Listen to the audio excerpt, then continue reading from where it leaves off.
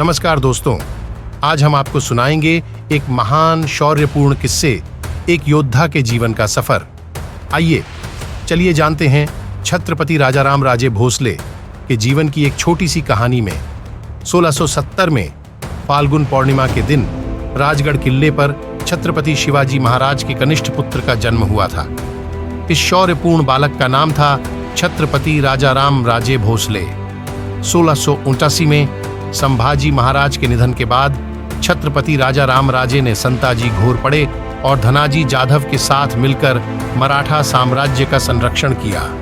उन्होंने तमिलनाडु के जिंजी के युद्ध क्षेत्र में भारी संघर्ष किया और जीत हासिल की। इससे मराठा साम्राज्य ने अपनी सीमाओं का विस्तार किया और उसे सुरक्षित रखने में सफलता प्राप्त की। स्वराज्य की एक क्षत्रिय प्रथा वास्तव में राजाराम राजे के समय से ही समाप्त हो गई।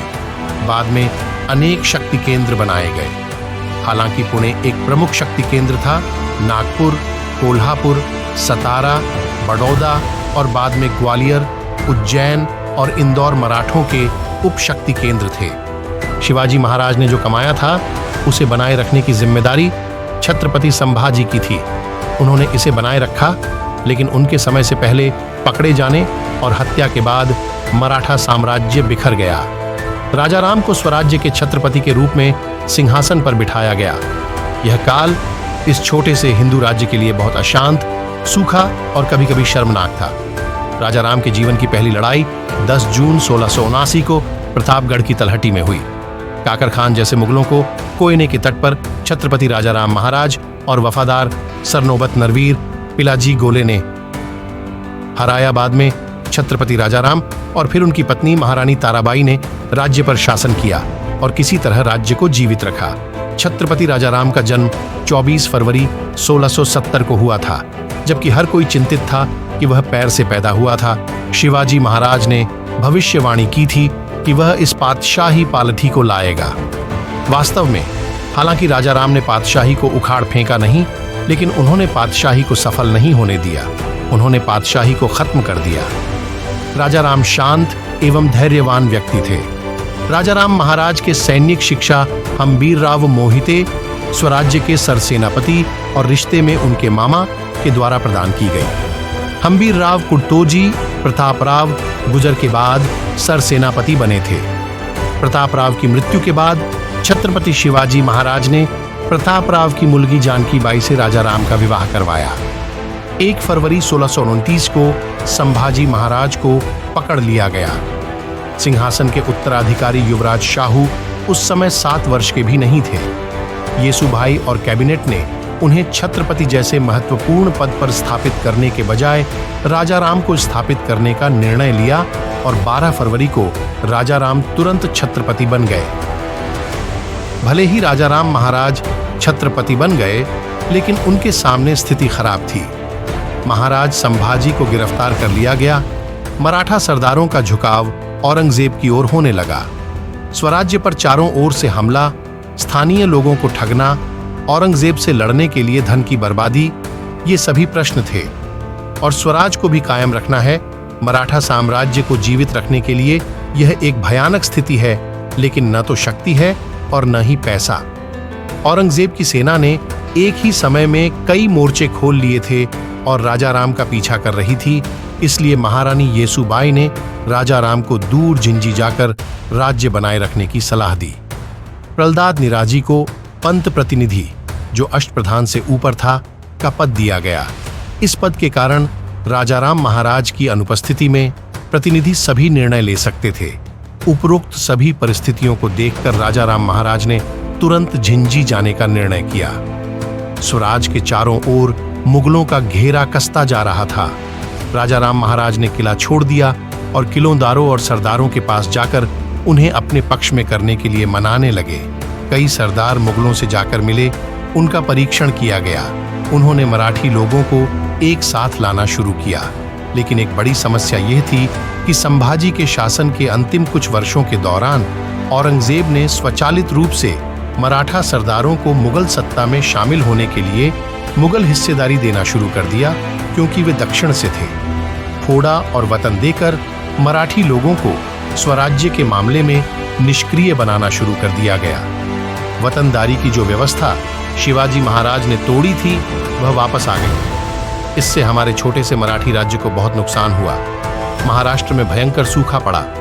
लालच, सूखा और जमीन के लालच के मेल से देशमुखों, पाटिलों और सरदार मुगलों को स्वराज्य का अधिकांश भाग मिला। छत्रपति संभाजी की मृत्यु के बाद कुछ ही दिनों में पूरा स्वराज्य मोगली अमल के अधीन आ गया।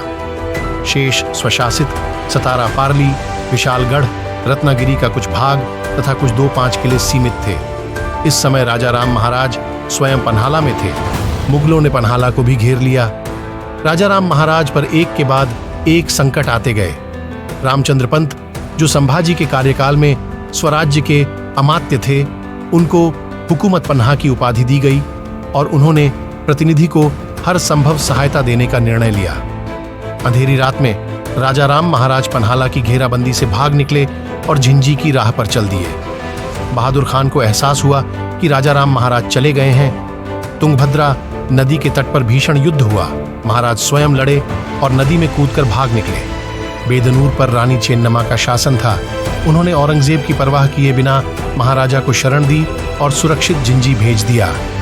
जब राजा राम के दामाद हरजी राजा महाडिक जिंजी में थे, तब उन्होंने जिंजी पर कब्जा कर लिया। राजा राम महाराज ने जिंजी जैसे 800-900 मील दूर के क्षेत्र से औरंगजेब के विरुद्ध 2 मोर्चे खोल दिए थे। ऐसे समय में जब न पैसा था, न सरदार, न सेना, उसने सरदारों को वापस बुलाने के लिए वतनदारी देनी शुरू कर दी। वतनदारी के लालच में लोग फिर से स्वराज्य से जुड़ने लगे। मुगल आक्रमण और अकाल के कारण राज्य में अपराध बहुत बढ़ गए। उन्होंने एक सरदार नियुक्त किया जो गांव-गांव जाकर अपराधियों को दंड देता था। राज्य रनी हो गया। महाराजा ने दहेज के रूप में वतनदारी देना शुरू किया और यहीं से राज्य के एकाधिकार का अंत शुरू हुआ। परंपरा के अनुसार सरदार के पास स्वयं एक सेना होनी चाहिए और जरूरत पड़ने पर राजा की सहायता के लिए जाना चाहिए। इसमें क्या हुआ कि वे जागीरदार अपनी मातृभूमि के लिए राजा बन गए। स्वराज का विचार नष्ट हो गया क्योंकि उनकी सेना में जो सैनिक थे, उनका विश्वास मुख्य राजा के प्रति न होकर जागीरदारों के प्रति था। जब कठिन लड़ाई देखी तो इन वतनदारों ने स्वराज्य से मुंह मोड़ लिया और मुगलों के पास चले गए। इसलिए एक वतन कई लोगों को दिया जाता था और स्वराज्य के न्यायाधीश को कई कठिनाइयों का सामना करना पड़ता था। एक दिन एक मराठा सेनापति संताजी ने औरंगजेब के तुल्लापुर शिविर पर अंधेरे में हमला किया और वास्तव में औरंगजेब के तंबू का सुनहरा मुकुट काट दिया। डेमोक्रेट बशीर मोमिन कावठेकर द्वारा लिखित नाटक भांगले स्वप्न महाराष्ट्र इस साहसी हमले और संताजी धनजी की बहादुरी को दर्शाता है। मराठी सेना में सरदारों की दूसरी पंक्ति बनने लगी। राजा राम महाराज को स्वराज्य की अमावस्या के समय दूर से उगते सूर्य की किरणें दिखाई देने लगीं। धनाजी जाधव और संताजी घोरपड़े दोनों सरदार वतनदार, लेकिन वो दोनों देशभक्त थे। इन दोनों ने फिर से गुरिल्ला युद्ध शुरू कर दिया और शिवाजी महाराज की तरह अचानक हमला करने लगे। इन दोनों के साथ हुकूमत पन्हा प्रतिनिधि, घोरपड़े भाइयों बहिरजी और मालोजी जैसे सरदारों ने कई छोटे गठबंधन खोले। ये लोग दिन रात आक्रमण करते और अचानक पीछे हट जाते। इन लोगों ने स्वराज के विचार को संरक्षित करने के लिए बहुत मेहनत की। आगे जुल्फिकार खान ने जिंजी पर ही आक्रमण कर दिया। उसे फ्रेंच सैनिकों की सहायता प्राप्त थी। महाराज फिर संकट में पड़ गए। जिंजी किला बड़ा और कठिन है, लड़ने के लिए मजबूत, पर फिर भी महाराज स्वराज्य में सहायता मांगी की ओर संताजी धनाजी दौड़े और दिन रात घोड़े की सवारी करते हुए कर्नाटक पहुंचे। उन्होंने मोगली जुल्फिकार खान सरदार और शहजादा कामबख्श को हराया और एक बार फिर जिंजी और आसपास के इलाके पर कब्जा कर लिया। संताजी घोरपड़े स्वराज्य के लिए मरते दम तक लड़ते रहे। शिवाजी महाराज के स्वराज्य ने यह विश्वास पैदा किया। महाराज ने पत्र भेजकर सुरक्षित रहने को कहा, लेकिन साथ ही तंबी भी दे दी गई। संताजी की नए लोगों से नहीं बनती थी, इसलिए महाराज ने संताजी को अपनी सेना भंग करने का आदेश दिया और धनाजी को सेनापति का पद दे दिया। लेकिन संताजी ने सेना नहीं छोड़ी। वे लड़ते रहे, लेकिन केवल स्वराज्य के पक्ष में। कल्पना की जा सकती है कि 1,41,000 मुगल सैनिक और 96 मराठा सरदार थे। राजा राम महाराज का युद्ध कितना विचित्र था। मिर्जा राजा के शासनकाल में शिवाजी महाराज ने स्वराज्य के विचार को आखिरी परत तक जड़ दिया था, लेकिन राजा राम के शासनकाल में यह पूरी तरह से उखड़ गया। उस समय मराठी सेना में औसतन 30,000 से 50,000 सैनिक थे। यह 1 से 4 की लड़ाई थी। इसके अलावा जहां मुगल हाथियों और तोपखाने से लड़ते थे, वहीं मराठा सेना केवल तलवारों, भालों और ढालों से लड़ती थी। 1669 से 1700 तक महाराष्ट्र लगातार आक्रमणों और सूखे से तबाह हो गया था। राजकोष से रहित राज्य, अव्यवस्था में राजा और पर्याप्त सेना नहीं होने के कारण राजा राम महाराज के पास वतनदारी देने के अलावा कोई विकल्प नहीं था। लेकिन बाद में महाराष्ट्र को इसके गंभीर परिणाम भुगतने पड़े। लगातार दौड़ने के साथ साथ खराब स्वास्थ्य के कारण राजा राम महाराज की जल्द ही मृत्यु हो गई। छत्रपति राजा राम की मृत्यु के बाद स्वराज्य एक बार फिर हिल गया।